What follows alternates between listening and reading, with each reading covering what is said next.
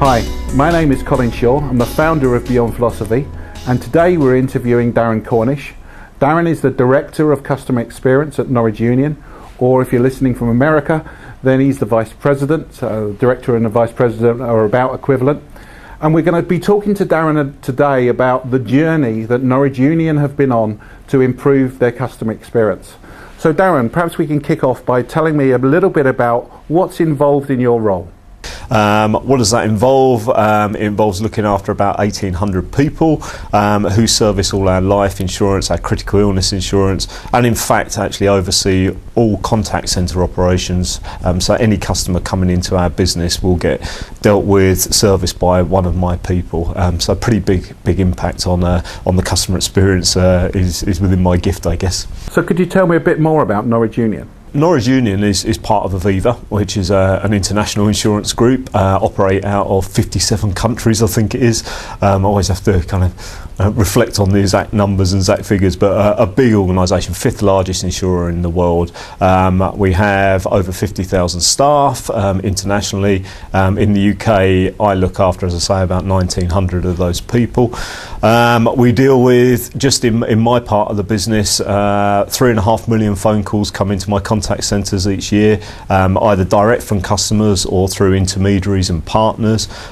We issue, God knows why we do actually for the majority of these, but we do issue something like 7 million documents out to customers, and we deal with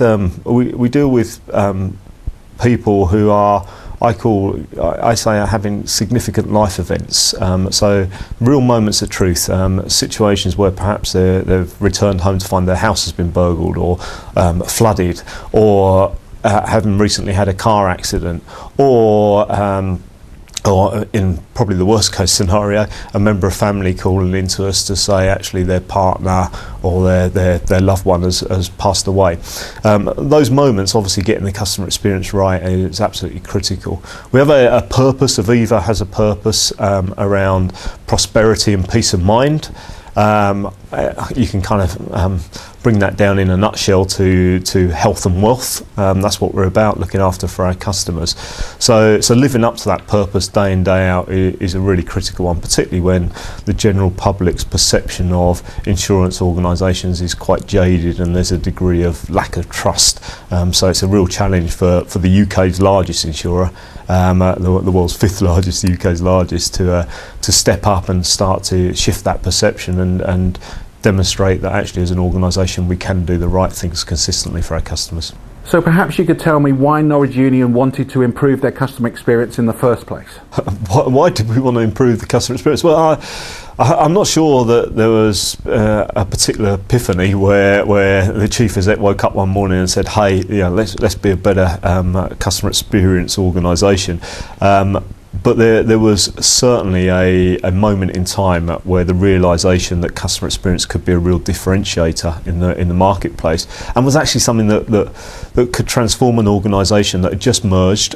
Two big organisations had come together in the year 2000, CGU and Norwich Union, and its people were pretty flat and pretty demoralised and frustrated with the service that they felt they were able to give to customers of the business, and the chief exec called a conference together of all the senior leadership and put to the leadership how was it that they could come together to decide what the vision and what the strategy was of the newly formed business. And what became really apparent from the feedback from the floor was that customer was absolutely central to that. I guess the breakthrough at that conference was, instead of some nice fancy conceptual PowerPoint slides, the group there decided that actually the best thing to do before they designed any form of strategy was to get out and talk to customers. We had, as an organisation, been pretty internally obsessed with getting through the merger and bashing together our two businesses, and there was a degree of disconnect with what our customers actually saw and felt when they dealt with us as an organisation. The chief exec himself added a really important aspect, I think, which was to challenge the leadership, his senior leadership, in terms of, well, if we do go out and see customers, we should also go out and see our people. and get out to the front line and understand how it feels for those guys trying to serve the customer. So following that conference, which has got a pretty kind of now legendary recollection in the organisation, a whole bunch of directors disappeared out to customers' living rooms, to porter cabinets of businesses, to offices, and to the front line, and just listened and gathered from our customers what they felt we should be doing, and from our staff what they felt was missing. That came together. The senior leadership reconvened 3 months later, and they fed back, and really it all distilled into something very simple, which was, I guess, two aspects. One was our customers and our people want to be able to do the basics well and consistently. Mm-hmm. You know, they want to be able to, as the words customers use is, do what you say you'll do. You know, we want to be able to trust that you're going to actually deliver on your promises. But the piece that I guess was very new to us, and certainly was, I think, lacking across the whole insurance industry, was customers and staff said, we don't seem to be demonstrating that we care. Many customers saw themselves as just a policy number, you know, not helped by the fact that the very first thing we ask customers when they call is, what's your policy number?